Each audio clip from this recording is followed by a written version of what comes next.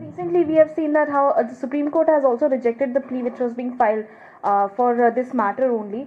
At that point in time, also Kerala Congress had also tweeted saying that it should not have been done. At least the Supreme Court should have listened to this petition. To which the BJP had replied that you want to target the Indian state. So, do you believe that the legal route is now the only solution for this? We are a political party. If one door shuts does not mean all the other doors are also shut for a political party. We will raise this issue politically. There are various ways of raising an issue. Legal is one, political is another, activism is another, non-political activism is another. And the best route is the media. I hope you also adopt that route and write all this. Sir, आपको लगता है कि ये सीधे सीधे conflict of interest का मामला है? क्योंकि एक साल के भीतर ये जो सियान एग्रो इंडस्ट्रीज है निखिल गडकरी का, वो 17-18 करोड़ से सीधे 523 करोड़ का उनका जो है बिजनेस हो जाता है। एक साल में ऐसा कौन सा बिजनेस है जो इतना प्रॉफिट, तकरीबन 2905% का प्रॉफिट है? जब 5 महीने में महाराष्ट्र की वोटर लिस्ट में 41 लाख नए वोट जुड़ जाते हैं, तो मिलावट की वोटर लिस्ट, मिलावट का पेट्रोल, और ये आपके सामने है हकीकत। ये आंकड़े जो आपने मुझे बताए, जो मैंने आपको भी बताए, ये आंकड़े दिखाते हैं कि किस तरह से चोरी हो रही है, किस तरह से मेरी और आपकी जेब काटी जा रही है।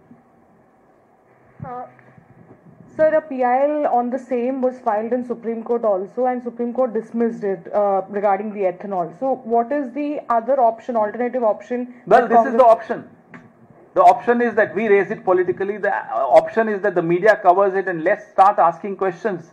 No responsible government can ignore these very, very important, sharp questions, because this affects all of us.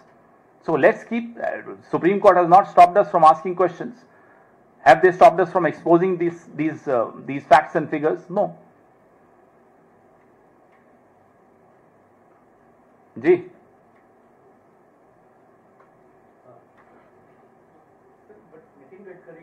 Mike. Well, he accuses all those who are questioning the ethanol issue as people who have been propped up by the petroleum lobby. So if you and I say that my vehicle is not giving me the mileage which it used to give before I started using the ethanol mixture, are you from the petroleum lobby? I don't think you are. I know you. I know you're not. But these are issues that affect all of us. So this is the pet excuse of this government. If the farmers raise questions, they are the Khalistani lobby. If the youth raise questions, they are the anti-national lobby. If you and I raise questions about our vehicles, we are the petroleum lobby. Congratulations, you also belong to a lobby now. पहले ये खत्म हो जाने दीजिए फिर। कई बातें कही गई कि इससे जो है पर्यावरण, जो पोल्यूशन होता है उसमें इम्प्रूवमेंट होगा, पोल्यूशन कम होगा, और माइलेज जो है वो गाड़ियों का बढ़ेगा, जिससे पोल्यूशन जो है वो कम होगा। क्या आपको लगता है कि एथेनॉल को मिक्स करने में सच में ऐसा हुआ है जो दावा पहले? मैंने आपको बताया कि जो डिस्टिलरीज होती हैं एथेनॉल की, वो रेड कैटेगरी में आती हैं, पोल्यूशन सबसे ज्यादा फैलाने वाली, नंबर 1। नंबर 2, मैंने आपको बताया कि 3000 लीटर पानी खर्च होता है 1 लीटर एथेनॉल बनाने के लिए। नंबर 3, जो हमें वादे किए थे कि म्युनिसिपल वेस्ट से बनेगा, वो बिल्कुल 1 लीटर भी एथेनॉल म्युनिसिपल वेस्ट से नहीं बना, तो वहां से भी पोल्यूशन कम होने का कोई दरकार नहीं। तो कहां से पोल्यूशन कम हुई, जरा ये हमें बता दें। नंबर 4, आप अनाज और शुगर केन को इस्तेमाल करके एथेनॉल बना रहे हैं, पोल्यूशन कहां से कम हो रहा है, जरा इसका ये हमें जानकारी दें। हमने आपके सामने सारे तथ्य रख दिए जहां से पोल्यूशन बढ़ रहा है, घट नहीं रहा।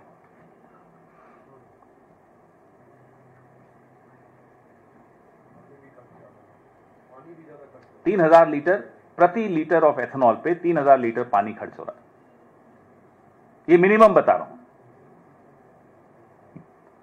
जी अरुण जी, आप कुछ पूछना चाह रहे थे? विषय अंतर है, शुरू करिए। अब ए फॉर अरुण है, चलिए अरुण से ही शुरू करते हैं। सर जो जीएसटी के नए स्लैब्स हैं तीन, एक 40% वाला जो स्लैब है 28 हटा करके, उसको लेकर के आप लोगों ने सवाल उठाने कल से शुरू कर दीजिए। बेसिकली क्या आप लोग चाहते हैं कि 2 ही स्लैब रहे या फिर तीसरा स्लैब है उसमें कोई संशोधन चाहते हैं? शुरू से 2016 से राहुल जी 2 ही स्लैब्स की बात कर रहे हैं। इनको या तो समझने में 9 साल लग जाते हैं या अपने अहंकार को नीचे करके फिर राहुल जी की सलाह मानने में 9 साल लग जाते हैं, मुझे नहीं मालूम।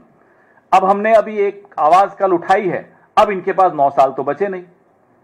अब अगले 8-9 महीने में भी, मुझे लगता है वो भी मैं ज्यादा बोल रहा हूं, 8-9 हफ्ते में ये भी सलाह मान ले राहुल जी की तो अच्छा रहेगा, नहीं तो फिर हम आके कर देंगे, चिंता मत कीजिए। माइक दीजिए भाई। जैनेंद्र जी ने आज खाना नहीं खाया, आवाज कम आ रही। सर इसी से जुड़ा हुआ सवाल है कि कल निर्मला सीतारमण से पूछा गया इसको लेकर के जो कांग्रेस निशाने साध रही है, तो उन्होंने कहा कि क्या कांग्रेस चाहती है कि टोबैको पर जो है वो टैक्स जो है वो घटाया तो जाए? पिछले 11 साल से जो आप कर रहे थे, तो क्या आप ये चाहते थे कि टोबैको पे कम वाला स्लैब हो? ये अजीब सी बात है। पार्टी की क्या नीति है सर? वो पार्टी की नीति है कि एक सिंप्लीफिकेशन होना चाहिए। GST should be good and simple tax, it cannot be a complicated. Tobacco उत्पादों पर सर क्या बात वो नहीं है कि कौन सा उत्पाद और कौन सा उत्पाद नहीं। बार बार हम कह रहे हैं साहब 2 स्लैब्स रखिए, और 9 साल लग गए इनको हमारी सलाह मानने में। माइक ऑन करिए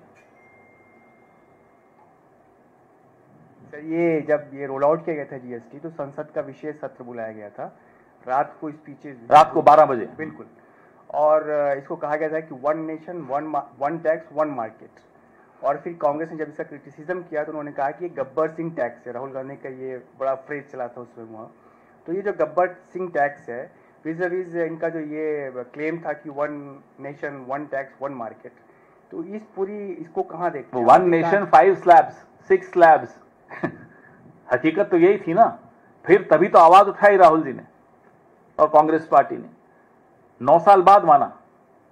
हमें समझ में नहीं आ रहा, हमें नहीं मालूम कि वाकई इनकी क्या समझ कम है कि इनको 9-10 साल लग जाते हैं। किसानों के मामले में 3-4 साल लग गए, राहुल जी जो कह रहे थे, फिर मानना पड़ा। हर चीज वो यू टर्न लेते हैं, लेकिन यू टर्न में 9 साल कैसे लग गए इनको? तो या तो समझ कम है या घमंड बहुत ज्यादा है, दोनों में से एक चीज। जी और कोई विषय नहीं आज।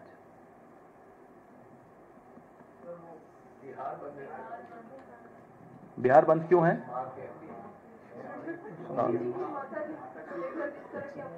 प्रयोग किया गया, उसको लेकर बिहार तो बंद। अपमान सिर्फ बिहार में हुआ था क्या? बिहार से किया गया इसलिए। तो पूरे भारत में अपमान नहीं हुआ क्या? वो चुनाव बिहार में है इसलिए बिहार बंद।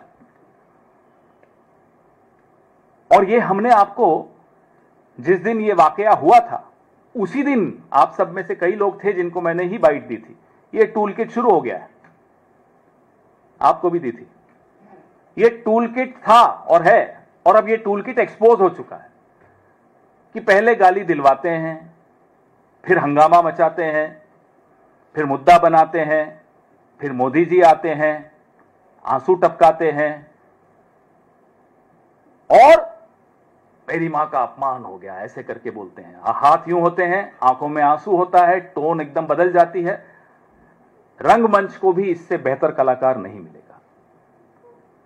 और एक ऐसा व्यक्ति जिसको इस देश ने इतना कुछ दिया, तीसरा टर्म दिया, इतनी गलतियां माफ कर दी, उस आदमी को जम्मू कश्मीर की बाढ़ नहीं दिखती, उस आदमी को और किसी की मां नहीं दिखती, किसी का अपमान होता हुआ उसको कोई फर्क नहीं पड़ता। हजारों लोग बिना ट्रायल के जेल में बैठे हैं, उनकी मां नहीं दिखती। उस आदमी के आंसू सिर्फ इलेक्शन में ही क्यों टपकते हैं? क्यों सिर्फ बिहार ही बंद है? अब इस टूल किट को आप कितना भुनाओगे? ये टूल किट एक्सपोज हुए को भी कई साल हो गए। अब नेक्स्ट सर, वो ईपिक वाले इशू को लेकर के आप लगातार निशाने पर है बीजेपी के। पहले उल्टा बोल रहे हैं, बीजेपी हमारे निशाने पर है। तो अब उसी के काउंटर में आप निशाने पर है, पहले आपके 2 वोटर कार्ड मैं आज भी उनको निशाने पे ले रहा हूं। जी सर, सवाल तो, और इसके बाद आपकी पत्नी जो है नीलिमा कोटा जी, उनके 3 वोटर कार्ड का मामला भी सामने आया, बीजेपी की तरफ से लाया गया। तो सवाल वही उठाया जा रहा है कि एक तरफ आप लोग मुझे बताइए, वोटर लिस्ट में अनियमितता की बात करें, कई वोटर कार्ड, एक वोटर की हैसियत से मैं हूं या आप हो, कोई भी हो, उसकी क्या जिम्मेदारी है? उसकी जिम्मेदारी है कि जब वो शिफ्ट करता है तो वो एक फॉर्म भर के दे देता है। उसके बाद किसकी जिम्मेदारी होती है? चुनाव आयोग की, जाहिर सी बात है। बीएलओ जब भी रोल रिवीजन होता है, हर इलाके में उसको जाना चाहिए, जो उसका काम है, हर घर में जाना चाहिए, जांच करने के लिए कि ये वोटर अभी मौजूद है या नहीं, जीवित है या नहीं, ट्रांसफर तो नहीं हो गया, कोई नए तो नहीं आ गए, ये सब बातें। जिस घर को मैंने 2016 में छोड़ा था, 16 से 25 तक कम से कम 7-8 बार रोल रिवीजन हुआ है। अब ये आपके सामने एक और एक्सपोजर खुद बीजेपी ने कर दिया कि इस तरह से चुनाव आयोग चलता है कि 7-8 रोल रिवीजन के बाद भी मेरा नाम नहीं कटा, मेरे अप्लाई करने के बाद भी मेरा नाम नहीं कटा, मेरे नए जगह वोट बनाने वाला भी चुनाव आयोग, नई कॉन्स्टिट्यूएंसी में, दूसरी कॉन्स्टिट्यूएंसी, फिर भी पुरानी में नहीं कटा। बताइए, इससे बढ़िया मेरी मदद बीजेपी से ज्यादा और कौन कर सकता है? पहले अनुराग ठाकुर ने हमारी मदद की, अब बीजेपी के बाकी नेताओं ने की, उनको हम धन्यवाद देते हैं। सर एक सवाल बिहार से और एक और बात, मुझे नोटिस देने में 3 घंटे लगे। राहुल जी की तो प्रेस वार्ता के दौरान ही उन्हें नोटिस दे दिया गया। ना अनुराग ठाकुर को नोटिस मिलता है, न महादेवपुरा के 1 लाख फर्जी वोटर्स जिनके हैं जो उनको नोटिस मिलता है, मुझे तुरंत मिल जाता है। मैं मांग बार बार दोहराता हूं कि नई दिल्ली के उस पोलिंग बूथ का सीसीटीवी फुटेज मैं मांग कर रहा हूं, मुझे चाहिए। मैं देखना चाहता हूं कि मेरे नाम से वोट किसने दिया, अगर दिया तो।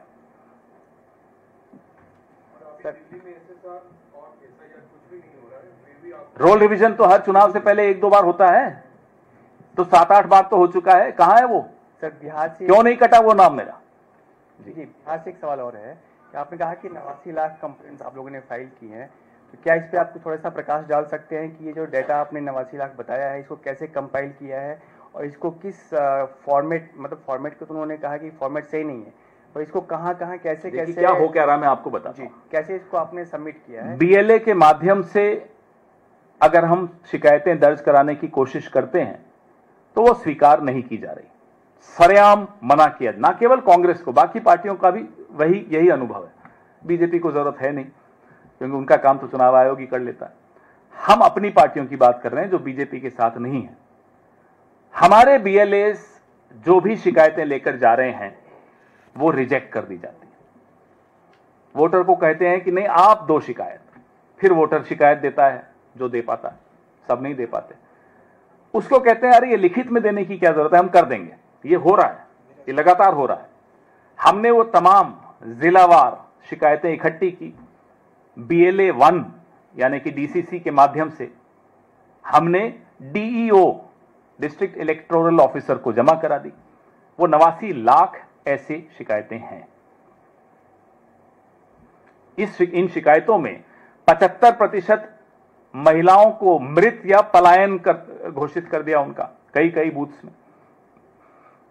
कई जीवित लोगों को मृत घोषित किया, वो तो आपको मालूम ही है, राहुल जी के साथ चाय पीते हुए आपने देखा उनको। कुछ बूथ्स ऐसे हैं जहां 200 लोग कम कर दिए, वो वहीं हैं। कहीं 100 वोट कम कर दिए, ऐसे कई बूथ हैं। तो ये सब शिकायतें मिलाकर 89 लाख शिकायतें हमने बीएलए 1 के माध्यम से दी हैं। लेकिन चुनाव आयोग अदालत में ये दिखाना चाहता है कि पॉलिटिकल पार्टीज काम नहीं कर रही, तो वो 0-0 का आंकड़ा दिखाना चाहता है, इसलिए बीएलए के माध्यम से शिकायतें नहीं ले रहा है। सब कुछ है उसमें, इंक्लूजन भी है, जो जिनको मृत घोषित कर दिया साहब उनको वापस जिंदा कर दो, वो भी है।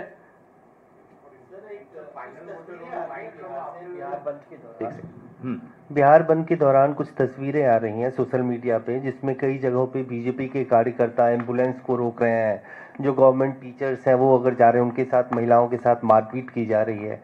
इस तरह की तस्वीरें इसी को कहते हैं, एक तो चोरी हो, ऊपर से सीना चोरी।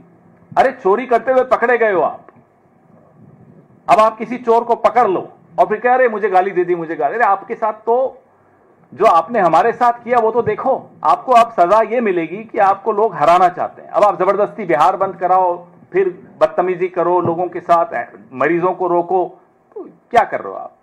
आपकी चोरी पकड़ी गई, लब्बो लबाब यही है। हाँ, आप आनंद।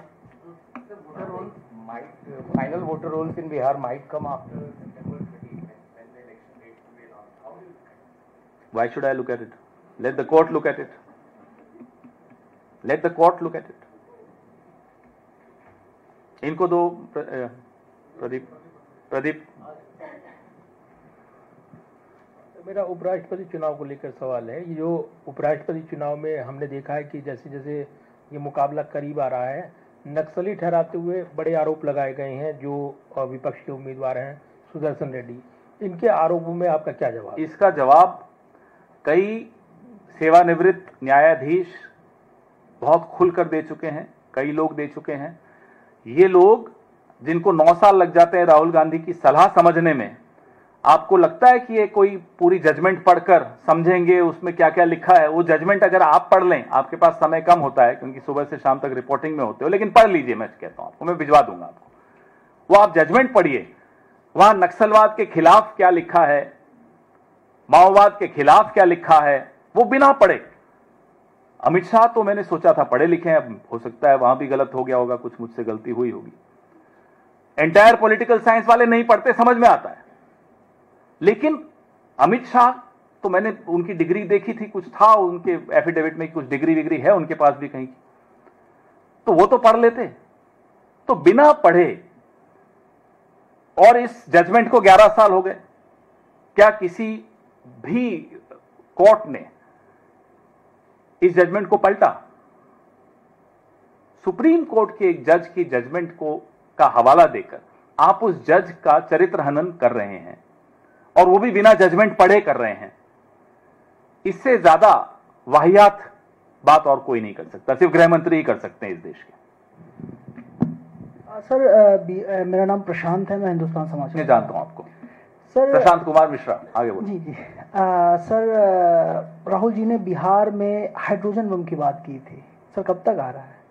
बहुत जल्दी में हो आप, इतनी जल्दी तो मोदी में को भी नहीं है, थोड़ा इंतजार कीजिए। इस इंतजार का भी बड़ा अलग मजा होता है, थोड़ा हमें भी मजे लेने दीजिए, थोड़ा ब्लड प्रेशर तो बढ़ने दीजिए।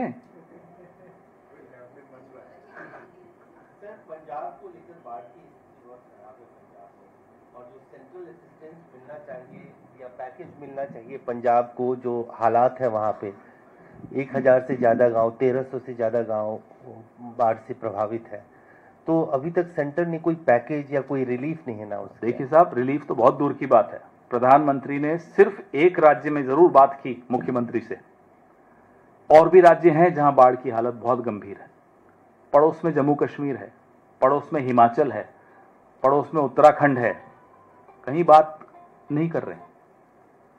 पैकेज तो आप बहुत दूर की बात कर रहे हैं। कल राहुल गांधी जी ने मांग की है, और हमारी पूरी पार्टी पंजाब में सड़कों पर है, राहत पहुंचा रही है। आपने कल सोशल मीडिया पे भी देखा होगा किस तरह से हमारे भूतपूर्व मुख्यमंत्री चन्नी जी हुए या राजा वड़िंग जी हमारे पीसीसी प्रेसिडेंट हुए, हमारे तमाम नेता पंजाब के सड़कों पर हैं, गांव गांव में जा रहे हैं, खेतों में जा रहे हैं, राहत सामग्री जुटा रहे हैं।